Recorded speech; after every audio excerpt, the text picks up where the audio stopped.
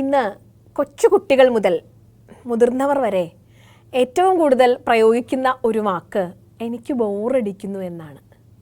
നമുക്ക് മറ്റൊരാളെ ബോറടിക്കുന്നത് എപ്പോഴാണ്? നമ്മുടെ ചില സൗഹൃദങ്ങളെ നമുക്ക് ബോറടിക്കുന്നത് എപ്പോഴാണ്? എനിക്ക് പലപ്പോഴും തോന്നിയിട്ടുള്ളത് കൃത്യമായ ആശയവിനിമയങ്ങൾ നടത്താനില്ലാത്തപ്പോഴാണ് നമുക്ക് മറ്റൊരാളെ മടുത്തു തുടങ്ങുന്നത്. എല്ലാ ബന്ധങ്ങളുടെയും അടിസ്ഥാനമെന്ന് പറയുന്നത് സൗഹൃദം തന്നെയാണ്. സൗഹൃദത്തിൻ്റെ ഏറ്റവും പ്രധാനപ്പെട്ട ഭാവം നമുക്ക് മറ്റൊരാളെ കേൾക്കാൻ സാധിക്കുക.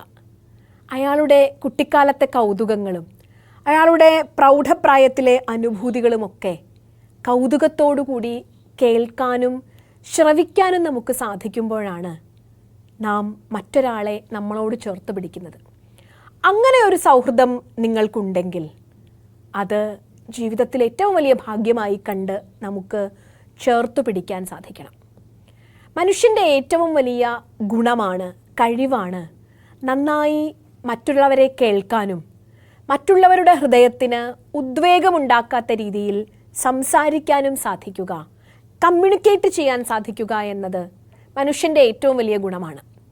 മനുഷ്യൻ്റെ ചരിത്രത്തിൻ്റെ ഉൽപ്പത്തിയുടെ നാൾവഴികളൊക്കെ എടുത്തു നോക്കിയാൽ നന്നായി മറ്റുള്ളവരോട് ഇടപെട്ട് അവരോട് സംസാരിച്ച് അവരുടെ ഹൃദയങ്ങളെ സ്വാധീനിച്ചാണ് മനുഷ്യൻ ചരിത്രത്തിൻ്റെ പടവുകളൊക്കെ കടന്നു പോയിട്ടുള്ളത്. ഭഗവത്ഗീതയിൽ ഈ ആശയത്തെ വളരെ കൃത്യമായി സൂചിപ്പിക്കുന്നുണ്ട്.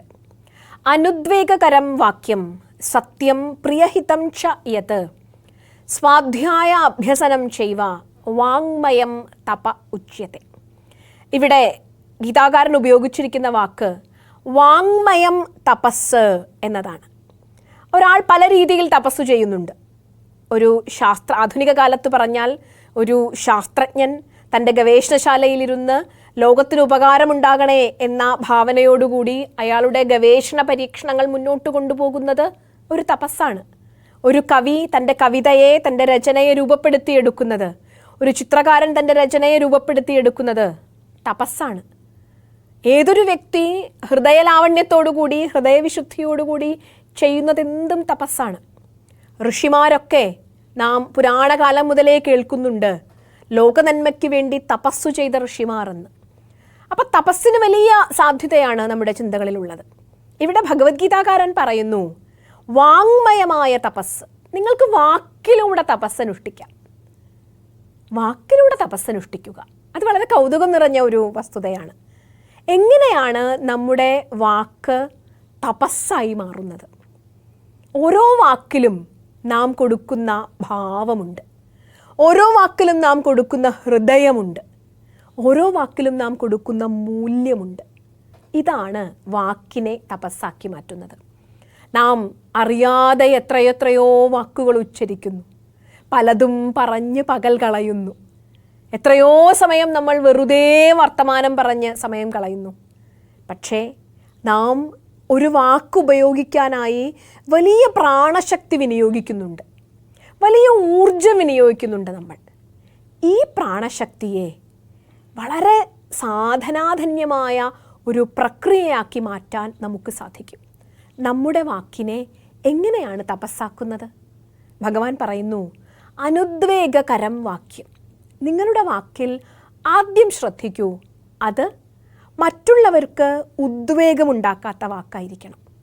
നാം ഇന്ന് കാണുന്നുണ്ട് സാമൂഹ്യ മാധ്യമങ്ങളിലും ഒക്കെ മറ്റുള്ളവരെ പഴി പറയുന്നതിന്, മറ്റുള്ളവരുടെ മനസ്സിനെ അലോസരപ്പെടുത്തുന്നതിന്, അത് വ്യക്തിയെ ആയിക്കോട്ടെ, ഒരു സമൂഹത്തെ ആയിക്കോട്ടെ, ഒരു വലിയ വിഭാഗത്തെ ആയിക്കോട്ടെ, വളരെ നിഷേധാത്മകമായ വാക്ക് പ്രയോഗിക്കുക എന്നതാണ് ബുദ്ധിയുടെ കേന്ദ്രമായി പലപ്പോഴും നാം തിരിച്ചറിയുന്നത്.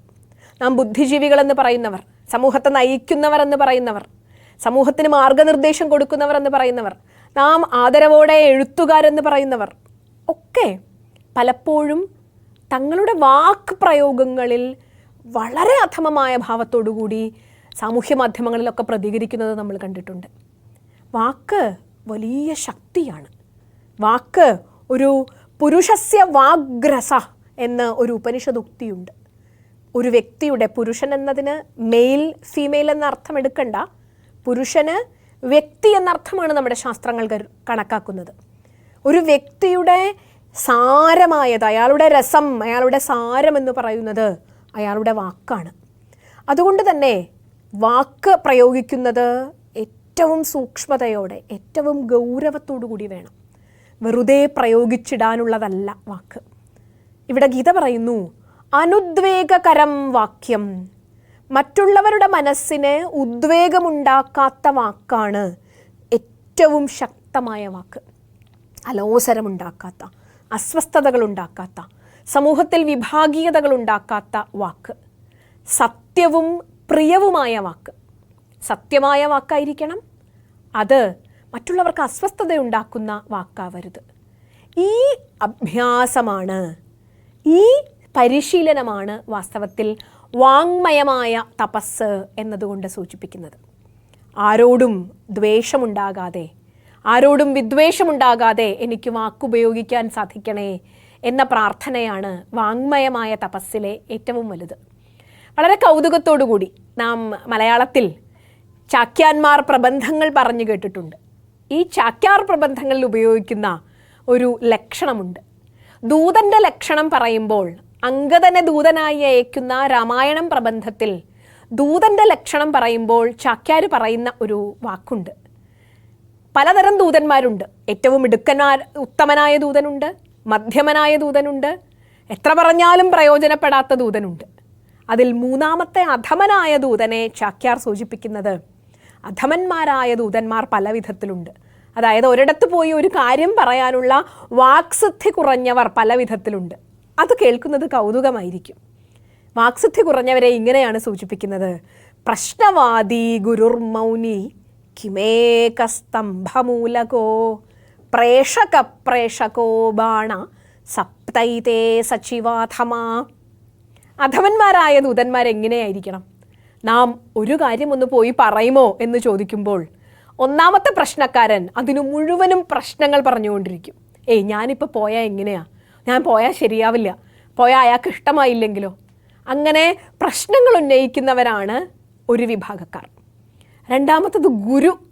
നാം എന്തെങ്കിലും ഒന്ന് പറഞ്ഞാൽ നമ്മെ ഇങ്ങോട്ട് ഉപദേശിക്കും. ഇങ്ങനെയല്ല, മറ്റേ പോലെ പറയുന്നതാണ് ശരി എന്ന് പറഞ്ഞ് നമ്മെ ഇങ്ങോട്ട് ഉപദേശിക്കും. മൂന്നാമത്തവൻ മൗനി. താനൊന്നു പോയി ഈ കാര്യം ആ സാറിനോട് പറഞ്ഞു വരുമോ? അവനൊന്നും മിണ്ടില്ല, പോകും. അവന് മനസ്സിലായോ, അത് അവിടെ പോയി പറയുമോ, ഇതൊന്നും നമുക്കറിഞ്ഞൂടാ. ഇതാണ് മൗനി. നാലാമത്തവൻ നമ്മുടെ കൂട്ടത്തിൽ ധാരാളമുണ്ട്, കിമേകൻ. ഒറ്റയ്ക്ക് പോകാൻ സാധിക്കില്ല, ഇയാളെ കൂടി കൂട്ടിക്കോട്ടെ, എന്നാൽ ഞാൻ പോകാം എന്ന് പറയുന്നവൻ. അടുത്ത വിഭാഗം സ്തംഭമൂലകന്മാരാണ്. എപ്പോഴും എന്തെങ്കിലും ഒരു താങ്ങ് വേണം, ഒരാളുടെ താങ്ങോ ഒരു ചുമരിൻ്റെ താങ്ങോ വേണം. ഒറ്റയ്ക്കൊന്നും ചെയ്യാൻ സാധിക്കില്ല. അടുത്തതാണ് ഏറ്റവും പ്രശ്നക്കാരൻ. പറഞ്ഞത് മറ്റൊരാളോട് പറഞ്ഞു വിടും, അതുപോയി വേറൊരാളോട് പറഞ്ഞു വിടും. അങ്ങനെ എത്തേണ്ട വാക്ക് വളരെ വികൃതമായിട്ടായിരിക്കും എത്തേണ്ടടുത്ത ആളുടെ അടുത്ത് എത്തുന്നത്. ഇത് കൗതുകകരമായി പറഞ്ഞതാണെങ്കിൽ കൂടി ഇതിൽ വലിയൊരു ചിന്തയുണ്ട്. നമ്മുടെ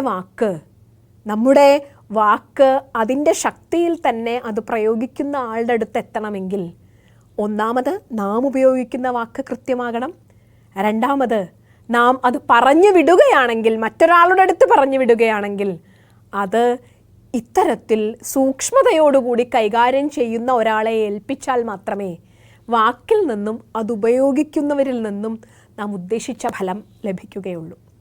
വാക്ക് തപസ്സാകട്ടെ, വാക്ക് നമുക്ക് വരദാനമാകട്ടെ, വാക്ക് നമ്മുടെ ഉള്ളിലെ വീര്യത്തെ പ്രകാശിപ്പിക്കുന്ന അഗ്നിയാവട്ടെ. നമസ്കാരം.